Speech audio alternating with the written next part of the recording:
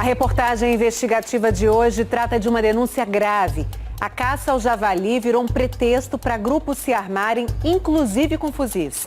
Com a flexibilização do acesso a armamentos, uma bandeira do governo Bolsonaro, o número de caçadores disparou. Mas especialistas alertam para o risco que isso representa para a segurança pública. A reportagem é de Vladimir Neto, Arthur Guimarães e André Maciel. Uma estradinha de terra no interior de Santa Catarina. Policiais suspeitam desta caminhonete com 3 homens. Durante a revista, uma surpresa. Vamos deixar aqui e vamos conferir uma por uma. O grupo transporta um arsenal. Quem andaria com todo esse armamento? Criminosos a caminho de um assalto? Não. Todos estão dentro da lei e foram liberados. São caçadores de javali. Nas redes sociais, caçadores exibem suas armas. Olha como é que o fusãozinho vai. E quando o javali é morto, há muita comemoração. Morreu, paca véia! Pela lei, caçar é proibido no Brasil. Mas o javali é a única exceção. Ele pode. Ah, moleque! Pode, mas se for para o manejo, ou seja, o abate para evitar que o javali se reproduza e destrua plantações. E desde que o animal não sofra maus tratos.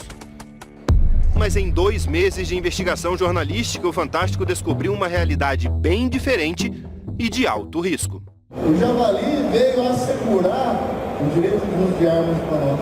Nós temos que usar o subterfúgio de utilizar a palavra manejador. O manejo do javali é permitido em todo o país desde 2013. O IBAMA autorizou o abate com base no risco de transmissão de doenças e em relatos de prejuízos de agricultores, sobretudo nas plantações de milho e soja que são consumidos pelo animal. Considerado uma praga. Ele é um animal exótico, ele não é pertencente na nossa fauna. Ele não tem um predador que extermine ele de forma natural na natureza. Mas olha o que aconteceu depois que o manejo foi liberado. Em 2016, tinha javali em 563 municípios, segundo o IBAMA. Em 2019, o número quase triplicou. Os animais apareceram em 1.536 municípios, a maior parte nas regiões Sul e Sudeste. Por quê? Para responder a essa e outras perguntas, os repórteres Arthur Guimarães e André Maciel foram conhecer de perto o mundo dos caçadores de javalis. Foram a esta feira de armas, a clubes de caça e tiro e a uma empresa de Goiânia que ganha dinheiro promovendo o turismo de caça. Aqui, ninguém fala em manejo, e sim em diversão, em adrenalina, em esporte. O homem que se apresenta como dono da empresa não sabia que estava sendo gravado. Nós, caçadores, temos a obrigação de extermínio, para matar tudo. Só que o nosso lazer, o seu esporte de caça, se eu matar os 50 que tem na região. Ou seja, com essa estratégia, o javali, considerado pelo IBAMA um animal nocivo e transmissor de doenças, vai continuar existindo e se espalhando. Este advogado, especialista em direito ambiental, autor de 15 livros sobre o tema e presidente da União Brasileira da Advocacia Ambiental, vê ilegalidade no comportamento de caçadores como um empresário de Goiânia. Ele tem uma licença para exterminar o javali. E ele diz que não quer exterminar o javali porque ele caça, senão acabaria com a caça. Ele está usando ilegalmente a licença. O que esse cara está fazendo? Está pegando os filhotes, as fêmeas, os machos pequenos, está transportando para outras regiões. Para quê? Para mim ter na minha região o prazer de caçar o javali. Estudos mostram que a velocidade de expansão do javali no Brasil é 11 vezes maior do que a do Uruguai, por exemplo. E foi de lá que o animal entrou no Brasil. É a indicação de que o javali não está avançando pelo país somente com suas próprias patas. Ou seja, tem muita gente espalhando de propósito. Lugares onde não tem javali, mas tem caçador interessado e como tem a regulamentação, acaba favorecendo essa introdução para poder caçar e poder caçar regular. É permitido? Não, não é permitido. É crime, né? Mas acontece. Nesta caminhonete interceptada este ano pela Polícia Ambiental de Santa Catarina, 4 filhotes estavam sendo transportados ilegalmente. Não existem hoje estatísticas sobre a quantidade exata de javalis no Brasil ou o prejuízo que eles causam. Mas os especialistas são unânimes em dizer que a espécie deve ser controlada. Só que há sinais claros de que a caça ao javali virou um pretexto para mais pessoas comprarem armas. e armas pesadas. Um levantamento feito pelo Fantástico em parceria com o G1 mostra que foram emitidos pelo Exército entre janeiro de 2019 e agosto deste ano 193.539 certificados de registro de caçador, o chamado CR. Em comparação com o mesmo período entre 2016 e 2018, o aumento chega a 243%. Chama a atenção também a quantidade de certificados emitidos este ano. Até agosto, foram 75.289, número maior do que qualquer um dos 5 anos anteriores. Hoje existem 250 mil caçadores legalizados no Brasil. Como só o manejo do javali é autorizado, toda essa gente só tem permissão para abater este animal. Clubes de caça e lojas de armas podem dar entrada na documentação para tirar o CR, o primeiro passo para se tornar um caçador. Em todos os lugares que nós fomos, uma resposta parecida. É muito fácil tirar o CR. O interessado tem que se filiar a um clube de caça e passar num teste de tiro, que pode ser feito no mesmo dia. Para garantir a aprovação no teste, um treinamento rápido é oferecido. Falamos com um despachante por telefone. É extremamente fácil, tá? Se tu tiver o mínimo de noção de pegar uma arma na mão, tu consegue passar. Também é necessário passar num teste psicológico para conseguir o certificado de registro de caçador. Se a pessoa não for louca, consegue passar. Preciso comprovar que eu tenho problema com javali, que eu tenho fazenda? Não é necessário. A gente vê muitas pessoas se valendo dessa artimanha na busca de despachantes ou de clubes de tiro, clubes de caça, justamente para ter acesso à arma de fogo mais facilitado. Com um certificado de registro que leva cerca de 3 meses para sair. E como a gente viu, nem sempre com a necessidade de ter experiência em atirar, o caçador já pode encomendar o armamento. Você pode ter calibre restrito, pode ter um fuzil, por exemplo. Desde que Jair Bolsonaro assumiu a presidência, o governo federal já publicou 37 decretos, portarias e projetos de lei que facilitam o acesso a armas e reduzem a fiscalização. A Justiça barrou várias dessas medidas. Muitas, no entanto, beneficiaram diretamente os caçadores, como o decreto que permite a eles a posse de 30 armas, sendo 15 de uso restrito, como fuzis. Cada caçador pode comprar também até 90 mil munições por ano. Para se ter uma ideia, isso permitiria dar 246 tiros por dia, todos os dias do ano.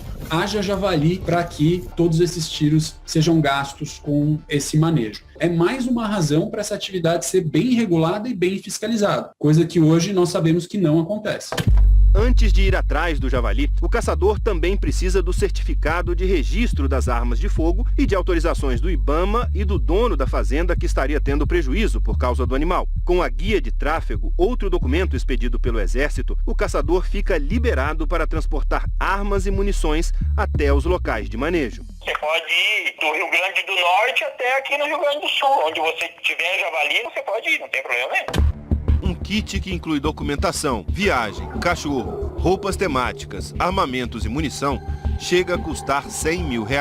Um problema que deveria ser concentrado ao campo, concentrado ao mundo rural do Brasil, em determinadas regiões específicas, e que acaba gerando um salvo-conduto, uma verdadeira possibilidade de liberação de armas para aquele que se cadastra como caçador. O homem que se diz dono de uma empresa de turismo de caça em Goiânia fala que tem à disposição 100 fazendas cadastradas que autorizam a entrada dele e de seus clientes. O preço por pessoa fica hoje em torno de 300 a 400 reais. No final de semana eu tenho caçado. Eu nunca tirei. E nunca precisa. Agora dirigir o carro. O teu instrutor vai te ensinar? Pronto, é a mesma coisa. Por lei, o exercício da caça profissional é proibido. Ele tem uma atividade profissional que estimula a caça, isso está fora do que a legislação autoriza. É ilegal. O turismo para esse tipo de situação é uma anomalia, é uma bizarrice jurídica que também deveria ser combatida. Uma autorização do Ministério do Turismo para poder desenvolver o turismo de caça no país. O Ministério do Turismo afirmou que nenhum registro da empresa foi identificado. O Fantástico procurou o empresário. Perguntamos sobre suas declarações captadas pela nossa equipe. Ele não quis responder. Moradores do campo reclamam que os caçadores nem sempre ficam só nas fazendas onde o acesso foi liberado. Entra a centralização e todo vizinho também virou um esporte de fim de semana. Todo mundo tem medo por causa das crianças, tem dia que a gente vê, parece uma guerra. Nosso levantamento, feito via Lei de Acesso à Informação, indica que até em lugares onde o registro de abates é muito baixo, o manejo do javali parece ser só um pretexto para muita gente ter arma. Por exemplo, em parte das regiões Norte e Nordeste, 3.845 caçadores conseguiram registro em 2020, mas no ano passado inteiro foram abatidos apenas 16 javalis, segundo o IBAMA e o Exército. A gente tem um problema muito sério sendo criado em termos de segurança pública. Quanto mais armas em circulação, maior a violência. Aumento sem controle, na verdade, é uma receita para o desastre. Fala, Mardito, nós estamos... Este é Samurai Caçador, uma espécie de influencer, um porta-voz da categoria. Ele dava palestra no mês passado durante uma feira de armas em Santa Catarina quando disse isso. O javali veio assegurar o direito de uso de armas para nós. E nós temos que usar o subterfúgio de utilizar a palavra manejador. Se essa é uma desculpa usada para ter acesso à arma, é um crime contra o Estatuto de Desarmamento, pena prevista em lei e deve ser judicializado pelo Ministério Público e esse tipo de atuação coibida imediatamente. O nome do samurai caçador é Mardiqueu Silvio França Filho, vereador do PSD e presidente da Câmara Municipal de Monte Azul Paulista, no interior de São Paulo. Na palestra lotada, Samurai Caçador também falou a seguinte frase: nós vamos assegurar o direito de armas, mesmo que alguma coisa muito ruim aconteça e está acontecendo. Nas manifestações do dia 7 de setembro, Samurai subiu em carro de som e fez discurso na Avenida Paulista. Vamos tirar todos esses malditos que querem fazer desse Brasil uma ditadura. Nenhum maldito vai ficar contra o povo. Ao ser procurado, ele mudou o tom. Que coisa ruim o senhor estava se referindo e que coisa que está para acontecer? A proliferação dos animais é muito grande. Isso que é muito ruim, porque aí vai afetar diretamente o agronegócio, a economia, vai afetar diretamente o meio ambiente. Também perguntamos sobre o manejo do javali ser considerado um subterfúgio para o acesso a armas. Nós não precisamos de nenhum subterfúgio, nós já estamos com o CR, já estamos com as nossas armas, independente da existência do javali ou não. Nós estamos fazendo uma contribuição valorosa ao Estado e à população. Quando eu disse em palestra, nós vamos assegurar o direito às armas, é simplesmente pelo fato da própria instrução normativa do IBAMA possibilitar o uso das armas de fogo para efetuar o efetivo manejo. Samurai se diz próximo do deputado federal Eduardo Bolsonaro, que já participou de caçada e é um dos maiores defensores da política armamentista do governo. Eduardo é aliado do advogado Marcos Polon, o presidente da Associação Nacional Movimento Pró Armas. Numa palestra no começo deste mês, Polon afirmou: o direito à legítima defesa, meus amigos, é um direito natural. Você reage à instrumentalização do país, você reage à corte que está querendo destruir o país. Temos que reagir. Não temos tempo nem espaço para ter medo. No fim do mês passado, Eduardo Bolsonaro e Marcos Polon foram recebidos em audiência por Silvinei Vasques, diretor-geral da Polícia Rodoviária Federal. Eduardo e Polon pediram mudanças na fiscalização dos CACs, abreviatura para caçadores, atiradores e colecionadores. 2 dias depois do encontro, a PRF emitiu uma nota técnica com novas orientações para a abordagem de CACs que estejam nas estradas. A nota abre uma brecha para que os CACs não sejam enquadrados por porte ilegal de arma, mesmo que estejam com a documentação irregular. O policial pode apenas fazer uma comunicação das irregularidades ao Exército, que vai atuar na esfera administrativa, não criminal. O Fantástico conversou com vários policiais rodoviários federais que disseram que esta nota técnica da direção da PRF inviabiliza uma fiscalização mais rigorosa sobre caçadores, atiradores e colecionadores. Segundo esses policiais, é praticamente uma ordem para deixá-los seguir viagem. A nota ainda permite que caçadores se desloquem para o local do manejo com armas curtas, carregadas, prontas para atirar, independentemente do horário e do itinerário. Juristas dizem que isso vai contra uma decisão da ministra Rosa Weber, do Supremo Tribunal Federal, que em abril suspendeu por liminar vários trechos dos decretos do governo que facilitaram a compra de armas, entre eles o que permitia que caçadores andassem com arma carregada. O Fantástico procurou Eduardo Bolsonaro, Marcos Polon, o IBAMA e a direção da Polícia Rodoviária Federal, mas não tivemos retorno. Também não recebemos resposta do Exército quanto às fiscalizações de armas e documentações.